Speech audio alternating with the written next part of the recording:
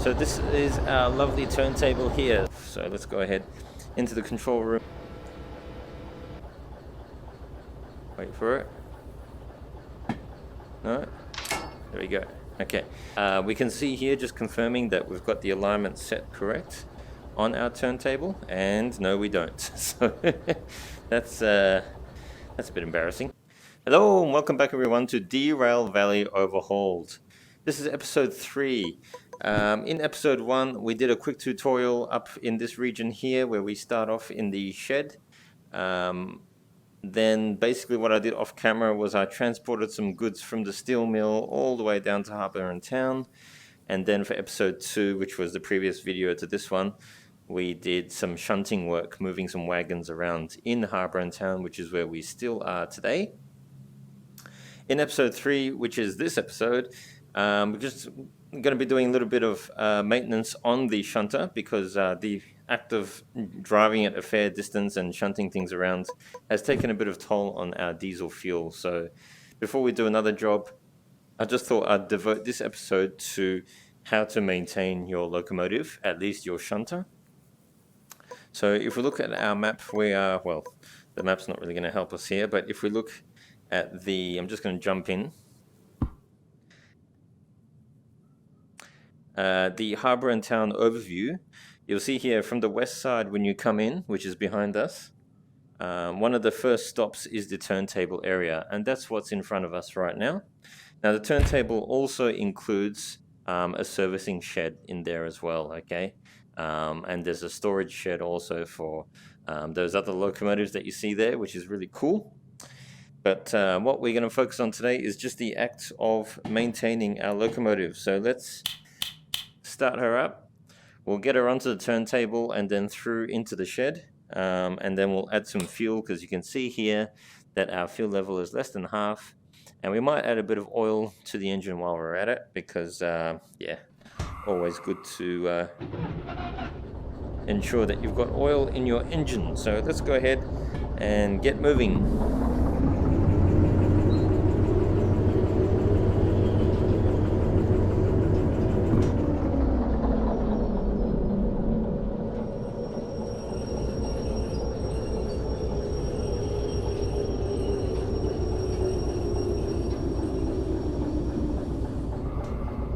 Okay, so just keep the brake on there, keep the engine on as well. So this is our lovely turntable here. So the turntable basically operates by, you need to get onto the turntable first. So it depends which direction you're coming from. Obviously I'm coming from the outside, so first need to align the turntable to these tracks, and then once we're on the turntable we can turn it so that it aligns with any of the other tracks.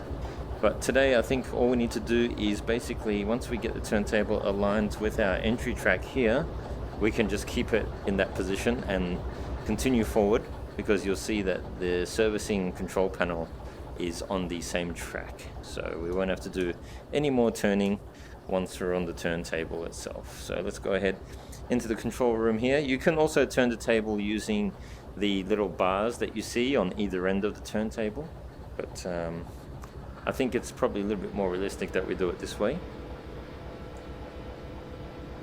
So just aligning the turntable into place here.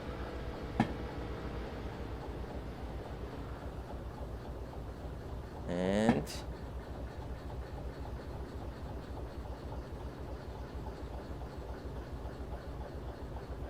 wait for it. No? There we go. Okay. So just with this lever here, the further you move it away in its arc, the faster the turntable moves. So as I got closer to the track there, I moved it towards center to slow it down a little bit. Anyway, we can see here, just confirming that we've got the alignment set correct on our turntable, and no, we don't. So that's a bit embarrassing. You can see here that we are not quite set up correctly. So let's go ahead and change this, because we're pointing at the wrong track. So we just need to go back in the other direction.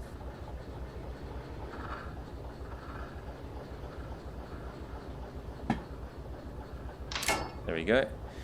So listen for the little clank, and that tells you that turntable is locked in position. So now when we verify that we've got a nice straight track from the entry track onto the turntable itself and then through into the servicing area. Alright, let's jump in and let's do this. So we want to release our brake and head on through. Now listen for the clank. Well, as we have entered the turntable and we're just going to roll off the other side. Quite literally. Nice.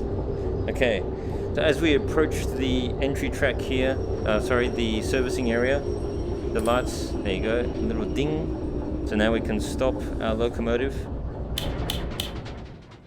jam on the brake, and we can begin our servicing routine. Now, just quickly as well, you can see there's other locomotives here in the servicing shed, or in the loco shed. This is the DE6, just quickly, the nice DE6, which we don't unfortunately have a license for just yet, but hoping that we will have our license soon for this behemoth of a locomotive. Obviously, the steam engine is on par with the DE6, size-wise, and I would imagine tractive effort-wise as well. But I would really love to get into the DE6 diesel electric locomotive. She is a beauty, as you can see. So future videos, guys, please leave comments below if you would like to see me drive the DE6, and even better to do a double header perhaps of the DE6. So I have two of them in tandem perhaps. That would be a dream in Derail Valley. Anyway, enough of that dreaming. Let's go ahead and service our lowly little shunter, because this is our money maker for the moment. Now let's just explain how the servicing area works. So you've got your controls here which can load certain materials into your locomotive, such as diesel fuel. If you've got a steam engine, you can add water and coal as well. And then basically once you've done what you want, you pay for it all here. Unfortunately, we can't get away without paying. So for the shunter, it has a diesel engine. There's no steam or anything like that. But obviously, as you drive within Derail Valley, and if we just kneel down here, your wheels do get damaged. And particularly if you're accelerating hard and you're spinning your wheels a lot, you will damage these wheels, okay? So basically that is modeled in the game. Your body can, obviously the body of the locomotive that I'm talking about can get damaged as well if you run into things at a high speed, such as other rolling stock. Your windows can smash and all that sort of stuff. So yeah, so basically I guess there's quite a bit of modeling from a damage point of view and a wear and tear point of view in Derail Valley Overhauled. So that's it, and obviously the management aspect of it as well. So everything you do out there in the valley affects this, okay? Your wallet. So if you're not careful, you can run out of money, and you can cause all sorts of grief to yourself. So anyway, enough of that. So let's go ahead and explain in further detail how this works, how this control panel works. So you'll see here there's different categories. So there's the engine, the wheels, the body, coal, water, oil, sand, and diesel. Okay. Now, as I explained before, not all of these will apply to your locomotive in question. Coal, water will not apply to the shunter. So you'll see there's little indicators on the top here. You can see that it's in white. That means it doesn't apply, okay? Now, you can see here there's green portions of indicators for things like the engine, the wheels, and the body. Now, if it's fully green and the little green light has lit up as well, I believe what that means is that there's nothing to repair or to add, okay? So if we were to pull down on this now, we wouldn't see any need to repair anything, okay? Or fix anything, as it were. So we can see here that the engine has got a little bit of wear and tear on it, okay? and the unit cost is $75 per unit to repair. So I believe we can do things like repair the engine if we want to, but we won't. That's just wear and tear, which is pretty cool that that's simulated. You can see here that the wheels as well do need to be repaired.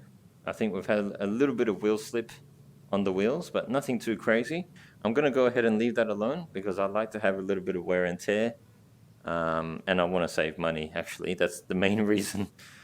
Now you can see here that oil does need to be added to the engine as well. So if we hop inside, you can see that the oil indicator here is showing that the oil's come down a little bit. So I think today we'll go ahead and add oil to the engine as well.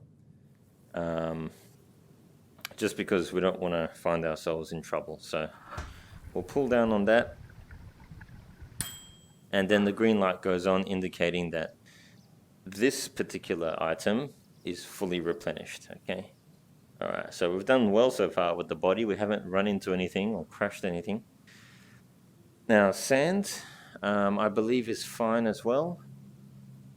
Now, the diesel aspect, obviously, this is where the most money is going to come. So this is our greatest expense, I should say. So we're going to go ahead and add some diesel. And we're going to fill up our tank.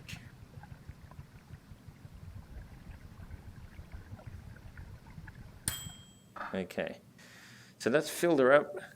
Unit cost is $3.36 per unit, and we've added 1,240 units. So I guess you could liken that to liters. So it's like $3.36 a liter or a gallon perhaps.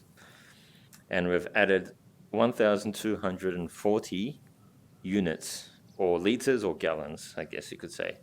So currently we did have 759 units in the tank, and we did need to add more, okay? So that's come to a grand total of $4,169, okay? I'm sorry, that's the total for the diesel.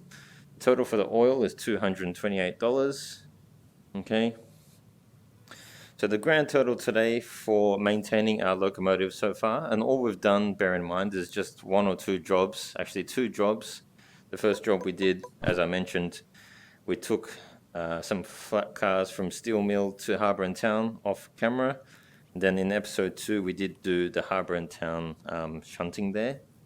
So just the act of doing two jobs there, not a lot of distance covered, has seen us spend now $4,300 basically, well almost $4,400 even. Alright, so basically we need to insert our wallet into this little cash register here in order to pay. Okay, once you've done that, you still have the opportunity to cancel the transaction, or obviously we do want to proceed, so we're going to click on buy.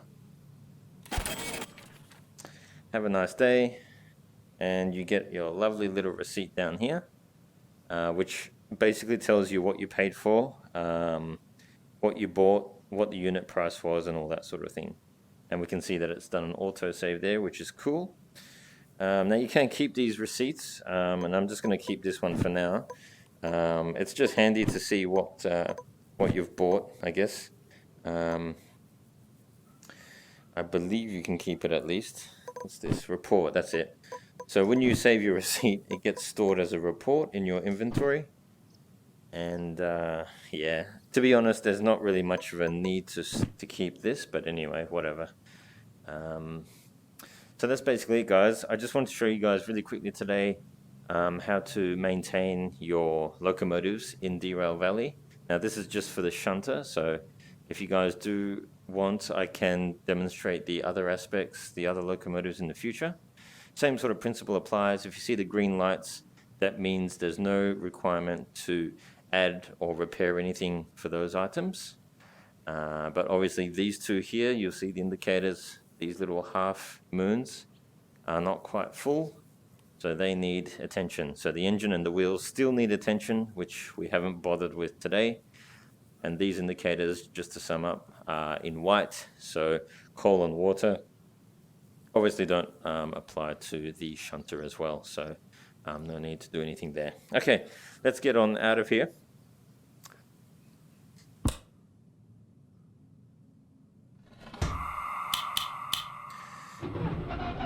And what we'll do is we shall remove ourselves from the shed.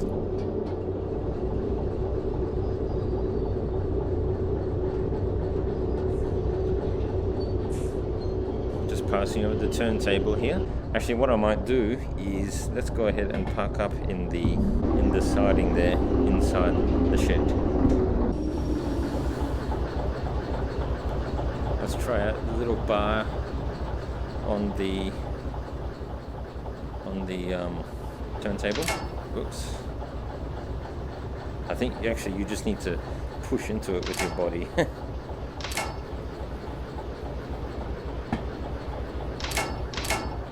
Okay. Alright, so this is where we want to be. So we're just going to park up our shunter in the shed. You know, I could have cheated. I could have left this shunter here and taken one of the other shunters and avoided spending $4,000. But just for the purposes of keeping, it's nice to have shown you guys, I mean, the whole process.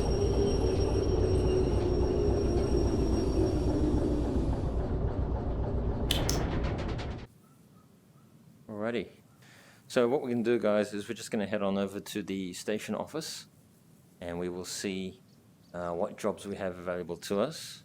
Look at this boxcar over here. It looks like it's seen better days. Looks like it's exploded, actually. It's just laying there on its side.